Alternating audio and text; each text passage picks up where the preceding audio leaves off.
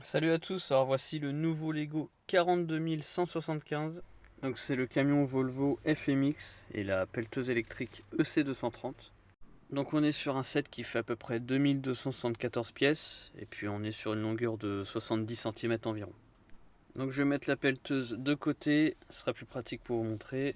La cabine aussi et la remorque. Voilà, donc on va attaquer tout de suite avec le camion. Alors ce camion, bon bah voilà, hein, c'est pas une surprise, hein, on peut le faire rouler, hein, logique. On peut aussi faire tourner les roues du coup de gauche à droite avec le petit système d'engrenage au-dessus de la cabine.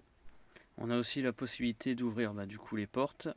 Et nous avons à l'arrière la sellette. Alors désolé si c'est pas les bons termes mécaniques, parce que je vous cache pas que dans le domaine du poids lourd, je connais pas beaucoup les termes exacts. Donc voici le petit système pour pouvoir accrocher ou pas la remorque. Maintenant on va passer à l'avant du véhicule. Donc là ce qui est bien fait, c'est qu'on peut lever la cabine. Et là en faisant rouler le véhicule, on peut voir tout de suite les pistons qui montent et qui descendent. Donc ça c'est assez bien fait. Et là en redescendant la cabine, on peut choisir si on veut ou pas la bloquer. Voilà, juste ici la petite barre qui permet le blocage. Il faut juste faire attention au petit système d'engrenage qu'il y a à gauche de la cabine, à pas trop forcer dessus. Donc voilà pour le camion, hein, je trouve sympa. Bon, normalement il y a des autocollants à mettre dessus, mais moi comme je me resserre des pièces pour faire d'autres projets, je ne les mets pas. Il faut savoir aussi qu'il y a un manuel pour chaque élément. Donc voilà, un manuel pour le camion, un autre pour la remorque, ainsi que la cabine, et un dernier pour la pelleteuse. Maintenant on va s'occuper de la remorque. Donc du coup assez rapide à faire, hein, et puis assez simple. Juste un petit peu de répétition on va dire, pour tout ce qui est la longueur et puis largeur avec les plaques. Donc là, le plus intéressant, je vais le mettre de ce côté-là, ça sera mieux. Donc le petit système d'engrenage, hein, comme d'habitude, qui permet de lever ou de descendre la remorque. Voilà, donc ça c'est le devant. Et à l'arrière, on a aussi la possibilité de descendre les rampes. Voilà, tout simplement. C'est bien fait. Voilà, alors tout ça, c'est grâce au système de vis sans fin qui est juste en dessous. Je vais vous montrer. Voilà. En fait, c'est ce petit système-là qui permet du coup de descendre et de remonter les rampes. Voilà, ça c'est quand même la partie la plus fun, on va dire, pour le montage de la remorque. Et puis voilà, à l'avant, hein, vous pouvez voir, c'est tout simple aussi comme petit mécanisme. Mais ça suffit, ça fait le taf. Voilà, ça c'est la partie quand même la plus rapide à faire pour ce set, avec la cabine bien sûr. Je crois que j'ai dû mettre un bon 2 heures, je pense, pour faire les deux. Alors voici la borne de recharge. Ouais, je dis cabine, mais bon, le terme exact, oui, c'est borne de recharge, hein, parce que c'est une pelleteuse électrique. Donc là, les petites chaînes pour le transport. La petite porte aussi, donc normalement, il y a les autocollants qui doivent être mis pour simuler, on va dire, les panneaux de recharge. Et du coup aussi le câble de charge. Donc voilà, tout simple, hein. Mais ça reprend bien le vrai modèle, hein.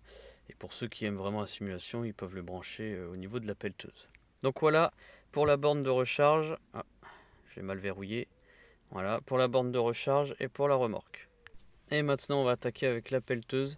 Donc pour moi le plus intéressant on va dire dans ce set. Donc on peut voir qu'elle est quand même assez grande, hein, avec le bras déployé.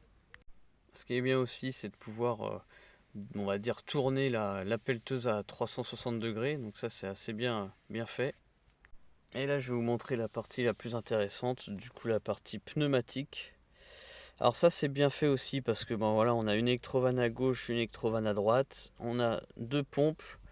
Donc l'électrovanne de droite elle gère la pompe d'en bas et celle de gauche bien sûr celle d'en haut. Donc après voilà, c'est pas évident de faire, on va dire, vraiment doucement, d'être vraiment précis dans les gestes.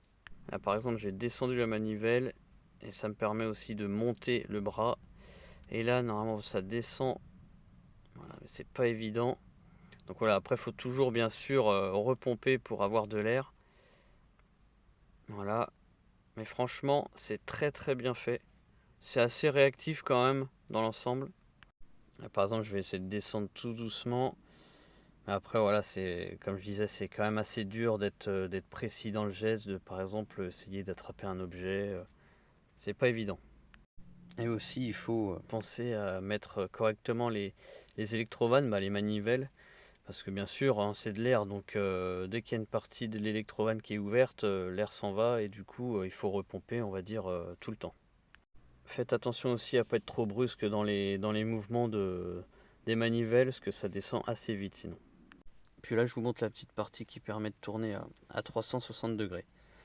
Donc voilà, sinon ce set il est franchement bien fait. Moi j'aime particulièrement la partie pneumatique, c'est pour ça que je l'ai acheté. Mais sinon impeccable, bon le prix, 200 € dans le commerce, je trouve ça un peu cher, mais bon, après ça fait quand même le taf. Donc du coup, merci à vous d'avoir regardé la vidéo et je vous souhaite une bonne journée. Salut, à plus.